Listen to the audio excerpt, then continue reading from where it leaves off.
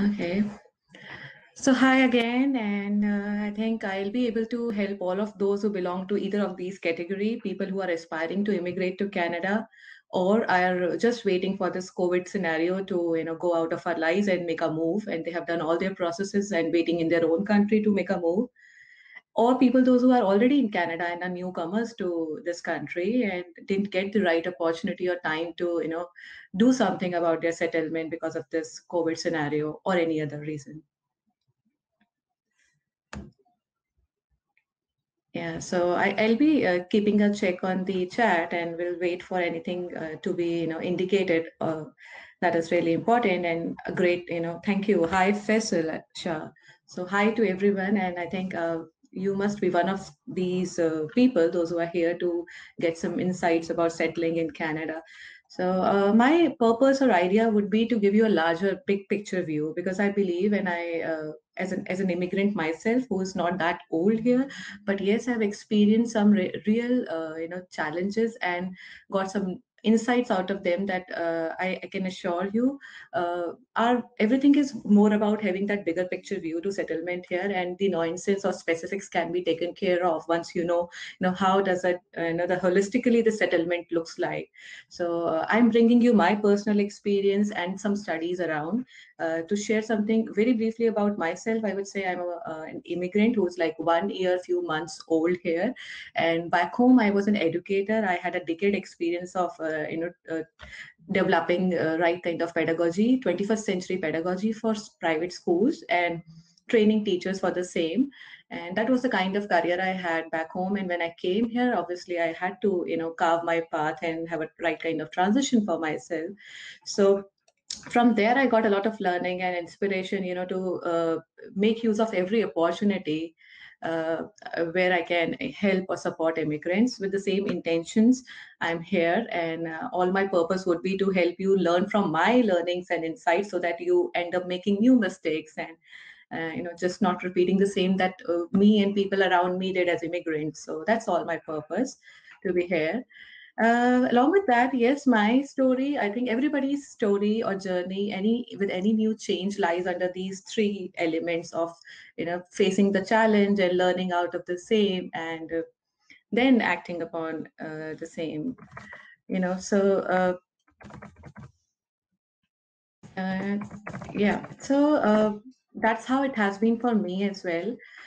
For the challenges, I would really like to bring to before moving to the challenges part. Yes, this is an important element that what made me share with you was that I think in this small or short span of time, I did achieve something which might not sound like an achievement in only in career, but I would say something about how to make yourself feel settled in a new country, completely new culture. So these are something I would like to share as achievements I've felt for myself, and that's why I'm trying to bring all the collected wisdom, in form of some tools and also in some checklists that you can use for your preparations to come here.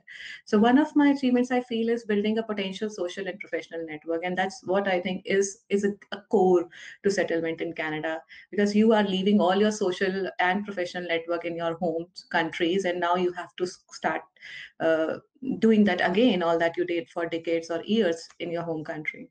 So that is one thing, and I'm going to deliberate on it in detail and help you have some tools and checklist around it. The second one is explore. I've also intended to make this country as my new home by exploring it beyond my career too. So I had this intention that when I'm going to get exposed to this culture, I'm going to learn and see it more closely. So that made me go out and participate in the community. So I have tried all my hobbies, likes and dislikes, passions here. And I think it's a great place, a beautiful nature place, and amazing culture to explore. So whenever you come here, just have this openness and interest to explore Canada beyond your career too. And that will help you support your other aspects like career and your social network too. So that's an important, I think, way to see settlement here. And the third thing is founding a progressive transition for my career. That's what I have found. As I shared, I was an educator back home, but when I landed here, education is all a regulatory process, regulatory profession here. So I did need to, find out the right kind of transition for me, which is progressive in nature as well. That something that I was doing here is contributing to my new career option, and also giving me some kind of one notch higher challenge. So that's something I have reached to. Now I'm establishing myself as an HR professional, which is going to provide me more of an horizon to work with adults. And my intention is to be an learning and development professional here in Canada too. With this, I'll move on to to this this these three elements, that what can be the major challenges that you'll have to face when you come here. What are the learnings, which immigrants like us or seasoned immigrants have already experienced, and they should be there with you. And what are the actions that you can start working upon uh, from now, from wherever you are, and not wait for the time to happen when you're here in Canada. So that's my whole idea. Let's start with the challenges. You must have heard these terms or countered them in your internet research. They are really common, but I would like to share it in my own experience way. Overwhelming realities of Canada, or a cultural shock that you must have heard, is a reality. It does exist, but with that, I would say that it's a very natural thing to happen. Whenever you make a change in your life, there are changes coming to you or perceived by you as a shock. So it is a similar kind of thing. When you land here, you see a lot of things have changed. Everything is changed. You start counting from culture, weather. Market, job market, how to people's lifestyle, and uh, the way you were used to managing your daily routines, it's changed. So there is a cultural shock for sure, but it's natural to happen. And I would say that with my personal experience, I feel that no one can skip it. It's just that you pass by it. You learn through it, you grow out of it. So give yourself some time, give some months, and you'll be able to absorb everything, and that awe or that overwhelming feeling around it would settle. And that's how I think I perceive this challenge. The other next one is employers need Canadian work experience. Now, Canadian work experience is another very commonly heard hurdle for immigrants, which I would deliberate in my further slide. And I just writing or making a note of it here as a major challenge was to acknowledge this terminology being used again and again. So yes, it does exist. There's a need of Canadian work experience. But what does it mean and how to go about it? I'll just talk about it in my further slide. Then is this language barrier, accent, occupational terminology, all this fear around, or overwhelming feeling around these aspects of being in a new place, a new culture where the language is different, accent is different, or the terminology used in your occupation is different. That I think is again another reality everyone is going to face. But what has worked for me and people around me is that believing in yourself and just making clear communication happen with people you interact.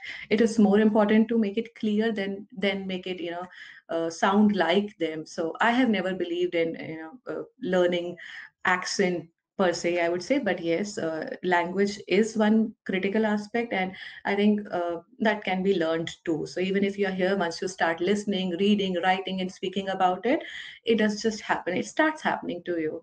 The whole idea is to have that clear sense of communication, that when you're communicating a purpose to a person, it should be clear in your head first. And occupational terminology, yes, I think that's again an important thing. And when you know what your career options are, you can start learning about the same terminology, by your own research, or by getting in touch with the kind of professionals you want to network with. So start that work, and you will get to know the terminology too.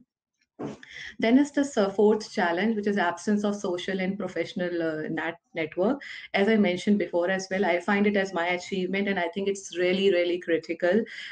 You need to develop this for all kind of settlement domains around a new country, for your physical settlement, for your emotional settlement, social settlement, or maybe a career network as well, you need to develop this. You cannot just do without it. So that's the reality, and accept it. And when you come here, you should start working about it. And I have real good tools, I would say, or checklist to provide to you in my few further slides to how to ensure how to start with for working towards your towards the development of your social and professional network.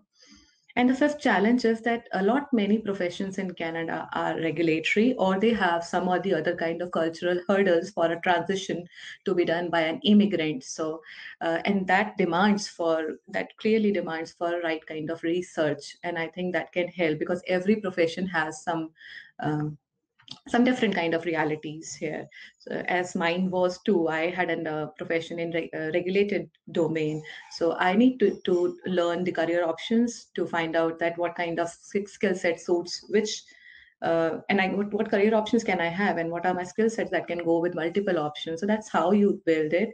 And with the same, these were the challenges, and with the same, the way I'm sharing my learnings, I think I would like to you to acknowledge these sides of reality as challenge, and then also acknowledge that there are learnings that can help around these areas, and you can navigate through them and sooner reach to a stage of settlement in a new country like Canada.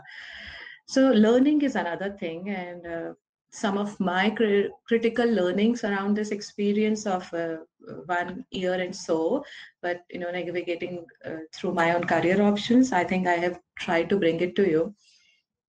That research is readiness for sure. All we can do as immigrants is research. And personally, I was a person who did not do a lot of it. So I still, I acknowledge that fact that had I been more researched, it would have been sooner for me to reach out to this stage when I'm sharing my insights to people like you. But it took my own time. I took my own time to reach out to these insights. So I would say that's research, and research about every aspect that counts on your list for your settlement. Like if you are choosing a right place to live, education that you would like to pursue when you come here, career options or benefits for immigrants here. So just start your research, and important thing is the right website or right source, because internet is loaded with a lot of information.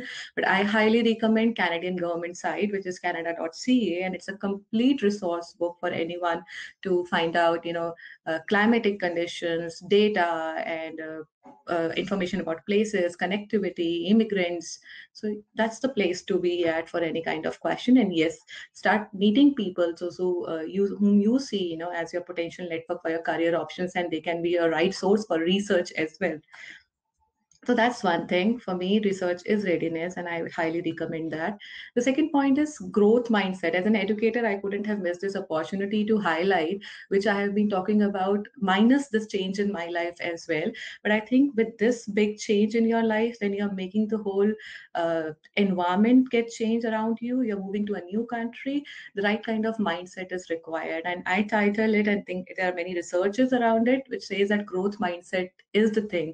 What does it mean? It just means these values which are just written here, that staying open, flexible, and having an ability to unlearn and learn new things. So that's the kind of mindset which is required when you're making a move to a new country. Many people do share that they have heard from people, and they fear this reality that people say you have to start from scratch and you have to leave aside all your dreams and the positions you had back home. But I put it in this manner: there's no need to keep anything aside. It's just about acknowledging this fact that right now you are at a journey of change, and that would require you to stay open, to grab for the first opportunity that knocks your door, so that you don't miss the first one and wait for it, for next unless undecided time.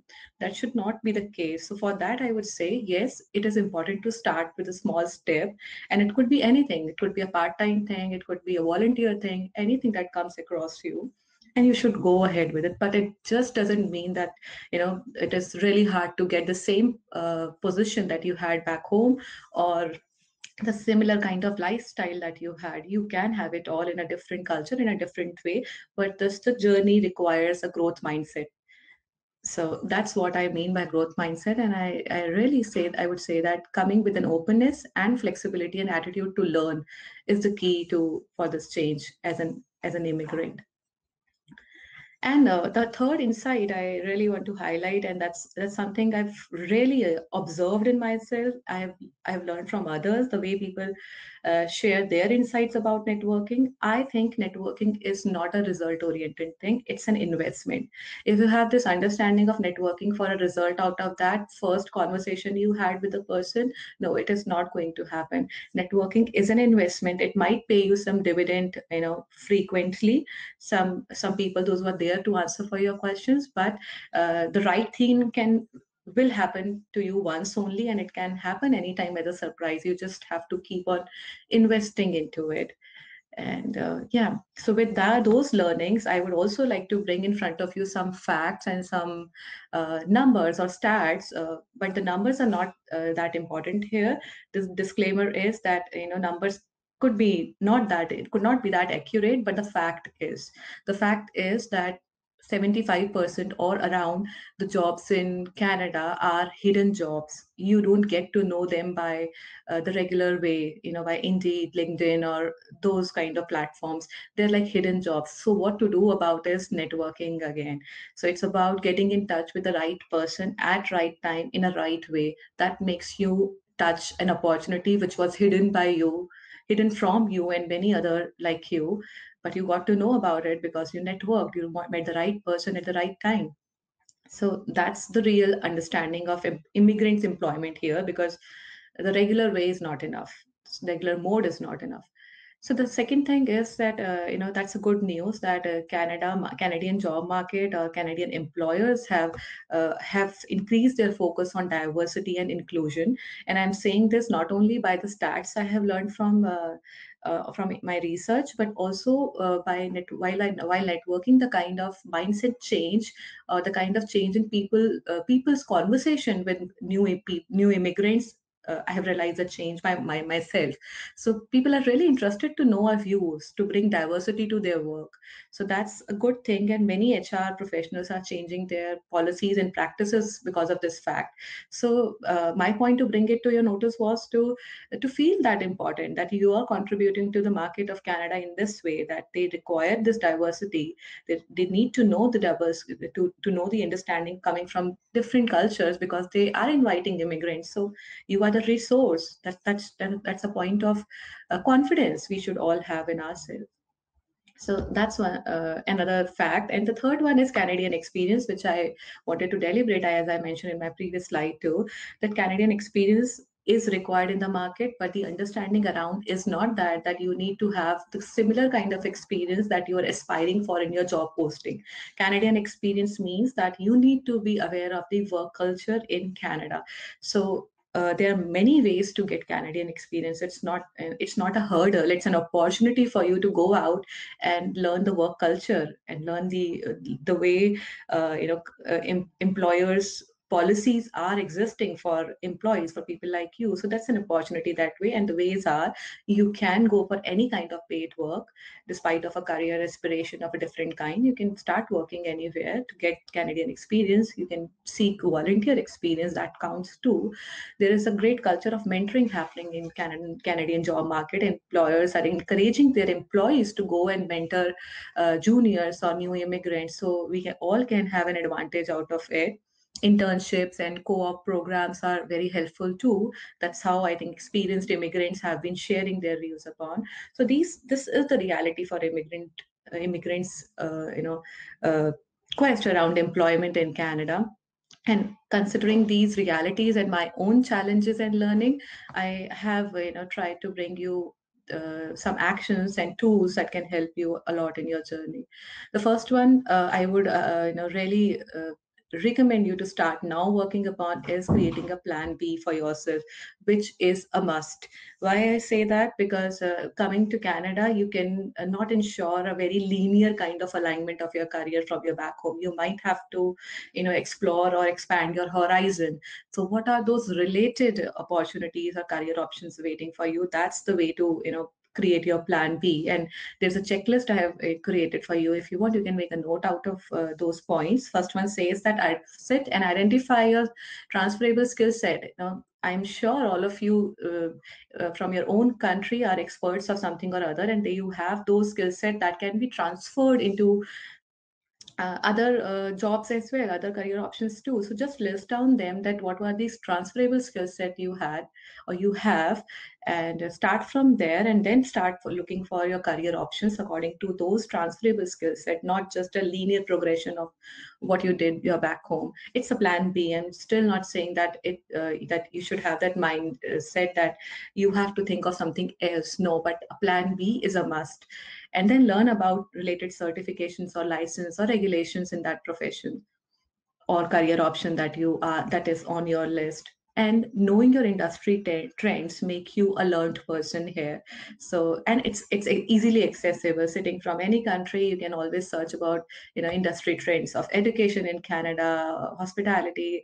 And I think currently in this pandemic time, things have changed. But I'm talking about those times when everything was normal, and I'm hoping to go back to that normal soon. And I think we all are looking forward to that time. So you should be aware of those industry trends. So that's one of the critical action I would highly recommend to all of you. And the second thing is personal branding, which I think I am considering myself to a person to share out of experience, because I have really learned a lot about it. I've seen people changing their career graphs with this aspect of their effort, which is personal branding. So what does it mean? It means very simply that now you're in a country. It is important anywhere and everywhere, but now more so when you're in a new country, you don't know people and people don't know you.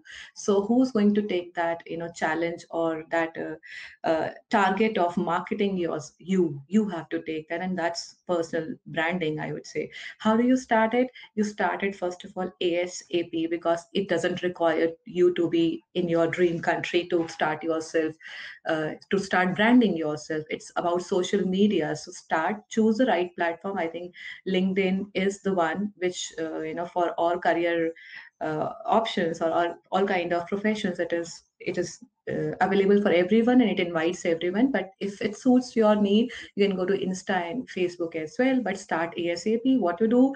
The first thing is have a very specific speech for your expertise. I always think that 2 minute pitch formula is great, because in 2 minutes, if you can explain yourself, I think you're talking about your USP. And honestly, nobody has time to listen to you more. So even if you're meeting a person in personal or through virtual meetings, or just writing a note about yourself, I think 2 minutes is a time limit one can pay to hear about you.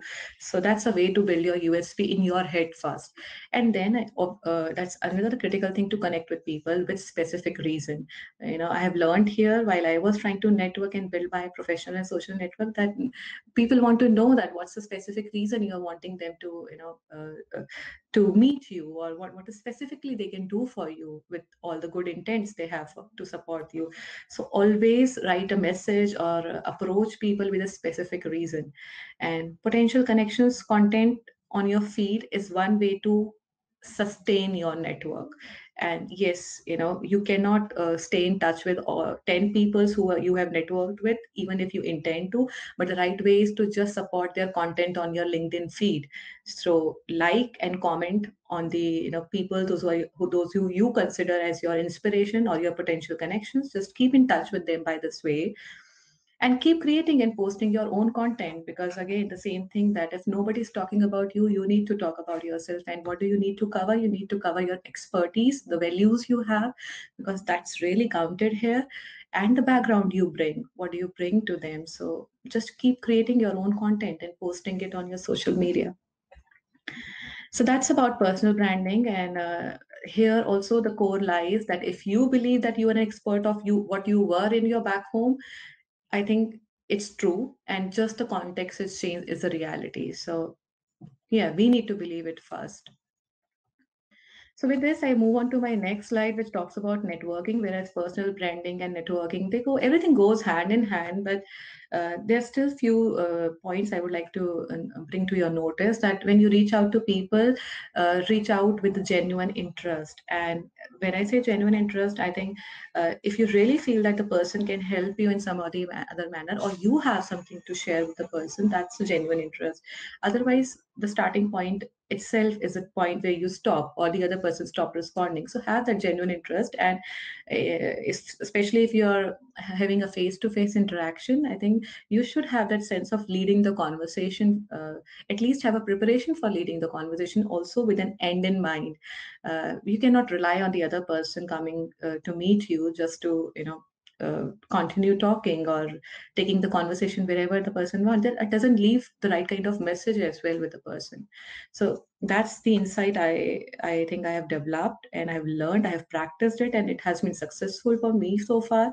And this other three L's I want to talk about: look, listen, and learn. They are interesting too that way. In what way?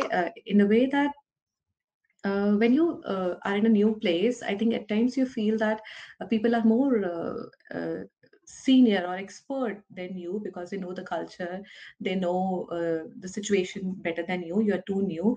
But I think for me, that has been advantage many a times, because when you look things out of a fresh mind, then that is really different. So looking and listening with a mind that is free from any kind of previous knowledge is an advantage, and that has always helped me. There was a personal experience as well, where I think I was in awe that wow, that happened to me. I was doing a treasure hunt with my one of my colleagues group, where I volunteered, and we were supposed to find out the treasures hid by the facilitators in the open natural area, and that area was also not very familiar to me. But I found 5 out of 3 treasures were found by me, and the real thing happened. I'm just not flaunting the things that I did, but the real thing happened when we were sitting in the reflection, and the facilitators asked people that what was your strategy to find out these treasures in that big open area. And everyone was trying to share that they were trying to make connections with the previous game they played, or where it could be in that area or that area. But what I did was a real hunt. I was just exploring. I did not have any previous knowledge, any previous connection. So I just kept on exploring, and I could search 3 out of 5. And at that moment, I realized that not having a previous, conception about a situation, previous knowledge, previous schemas, that too gives you an advantage. And that's how I recommend that whenever you are in a new situation, that's an impression you can leave on your potential network, the one who you want to impress, that just be in that moment, look, listen, and learn out of that moment. And again, just to repeat my words, that networking is not a result oriented thing. Just whenever you start, just keep on doing it as an important professional development, or social development task for you, and don't expect results after it, but the results will surprise you for sure. That's a quick checklist for networking too, that when you have started it, just target a number for every week, that you're going to make certain number of new connections every week. Give a moment to write a personalized message to people. People appreciate that. In case of no response, be ready for a genuine follow-up. Invite for a meeting. Look, listen genuinely. Look, listen, and learn genuinely. Success of the meeting is a great conversation. So that's how I feel about networking. And to summarize all what that I shared, uh, would be this abbreviation. I have brought it in this abbreviation, ABCDE. So it's all about active research, building a plan B. Community exposure is really a must, and developing a personal brand and a social network follows if you are exposed to the community. And you need to enjoy the journey, even if it is bumpy, or this is a road untraveled, so you will find it bumpy or different, but you need to enjoy it. So yeah, Canada is calling you, and I hope for the times when this pandemic is gone, we all are back to our old normal and out of this new normal. And it's a beautiful country with diverse culture. There are great jobs and business opportunities, but we are also recovering really good by C-19. And procedures and policies to support immigrants are very well established, and there are a lot. Well-placed law and order, and highly systemized and compliant communities. So it's a really great place to be at, and I wish you all very best for your journey. And yeah, I mean, I'm always available on my LinkedIn. Feel free to reach me out, and let's practice networking there together. So yeah, that's pretty much. Thank you for being patient and listening to me. And if there is any question, any way I can help your query, please let me know. I would love to attempt it for you. Yeah.